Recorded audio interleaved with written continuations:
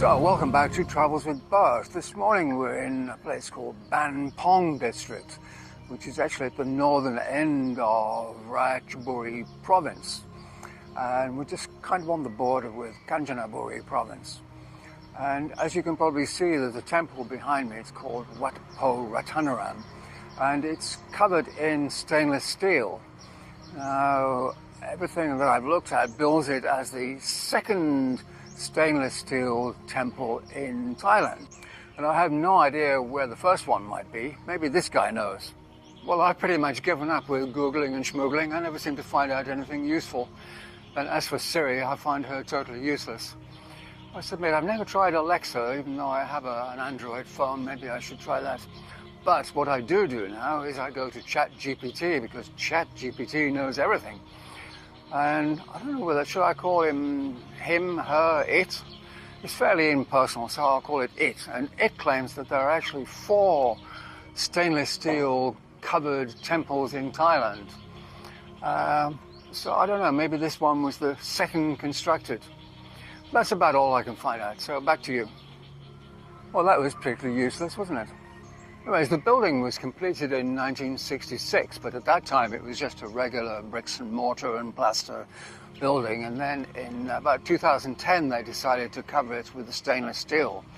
And inside is all teak. Actually, I think the ceiling is stainless steel and the walls are all teak.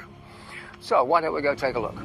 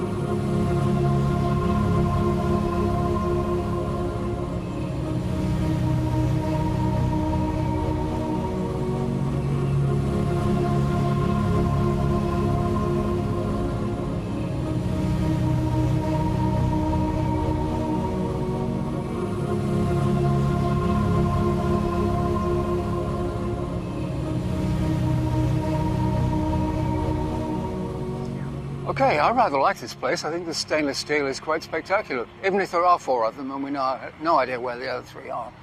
But anyway, we have lots of places to go to in Ban Pong District, so let's move out. So now we're pretty much in the center of Ban Pong town at Wat Ban Pong.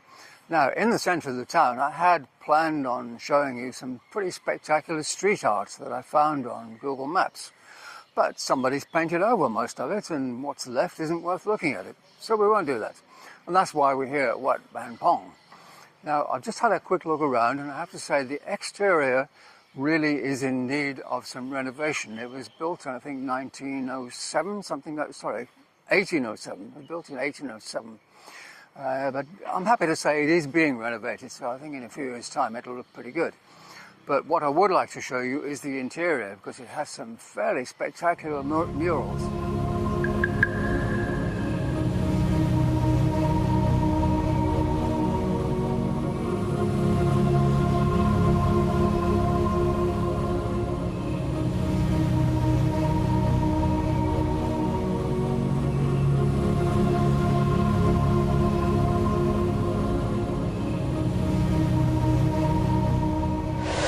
So now we're at Wat Muang Local Products Museum, and yes, it is a temple, and we'll have a look around the temple buildings, but basically we came here to look inside the museum. We have some very interesting things in there. This is the museum building behind me. So I think we'll have a quick wander around. There's an interesting chedi over there. The river is there. That's the Mekong, the same river that runs all the way down through Ratchaburi Province. Okay, let's have a good look around. Okay, I think we'll start out here by the river and then gradually move towards the nice white chedi. Everything around here has a Burmese influence. We're really not that far from Burma, and of course it used to be part of the Mon Kingdom.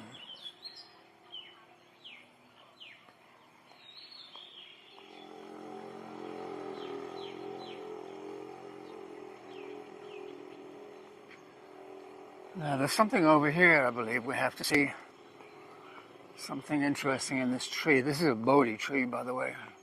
Apparently at the base, the circumference is 11 meters, so that's a big tree.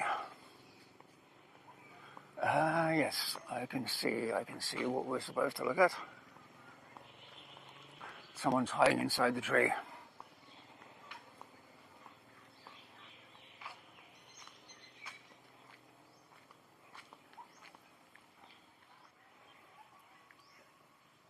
If anyone knows what these fruits are, please let me know in the comments.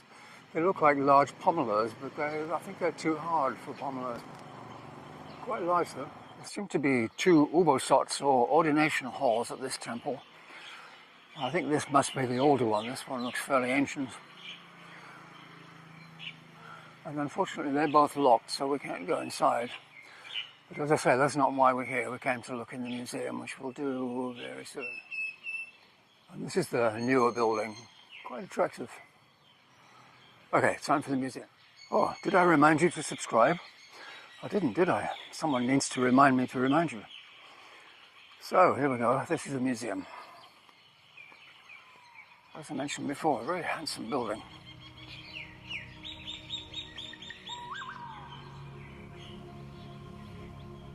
Oh, I should just mention that entrance is free, and you even get a free guidebook, which actually is quite useful because it's a very large place, and inside the guidebook there's a map showing all the rooms. I think there's 8 in total.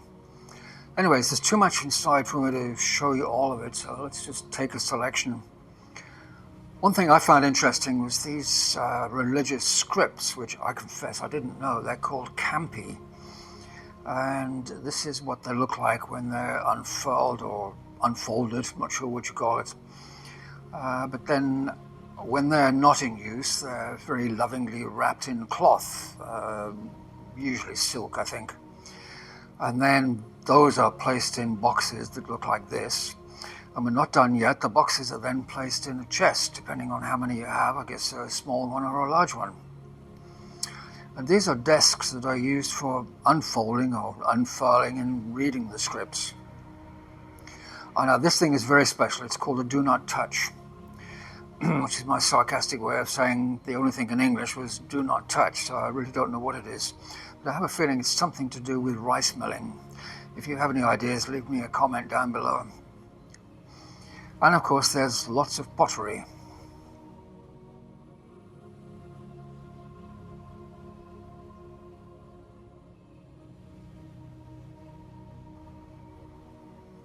I have to say, I found this marble Buddha rather attractive. And this is the throne that monks sit on when they're delivering a sermon. I have to confess, I'd never thought about delivering a sermon while sitting on the throne. I guess there's a first time for everything. Okay, I better flush that bit. And of course, there was lots more to see.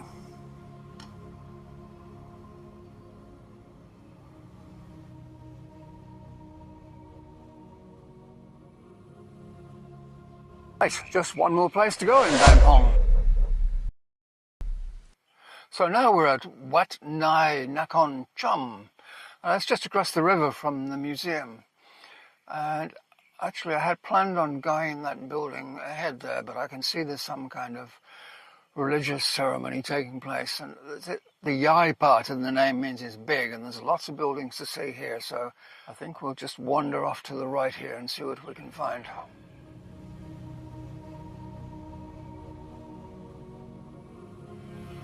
It seems everywhere we go today has old temples and new temples. This is obviously the old temple. The new temple, I think, is somewhere behind us.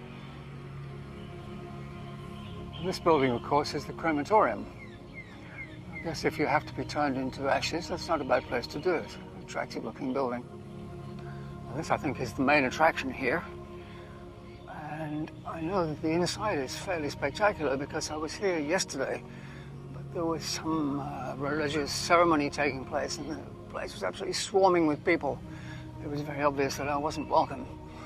So I thought I'd come back today, but it looks like the place is locked, which will be fairly tragic if we can't get in. It does seem to be well and truly locked. This is not good. It looks like we can go in here. Can we get inside the temple? That's the big question.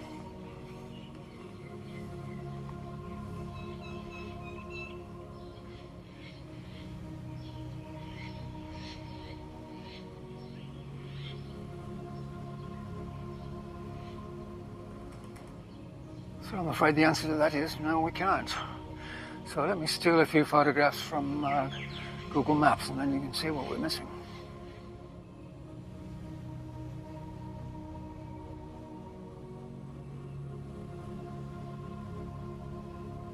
Okay, let's see if we can get into this building at the front. No idea what's in here.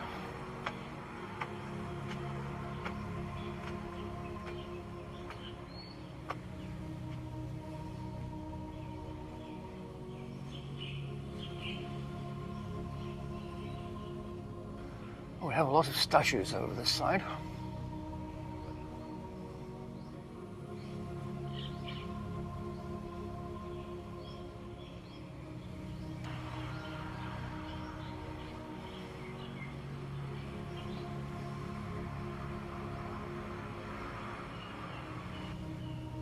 And it looks like we have a lot of statues over the other side.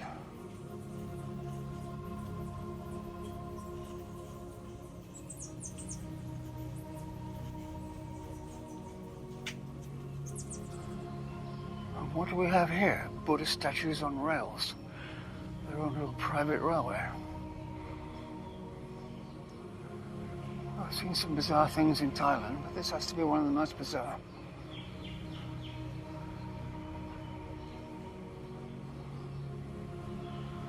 I wonder if I should plug it in and make it work. No, probably not.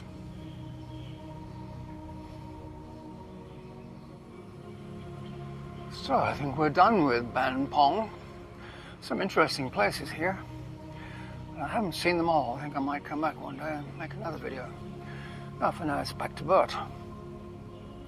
Well, I hope you enjoy that little excursion around Ban Pong. For now, all that remains to be said is please don't forget to subscribe. And it's goodbye from Bert, and it's goodbye from me. Goodbye.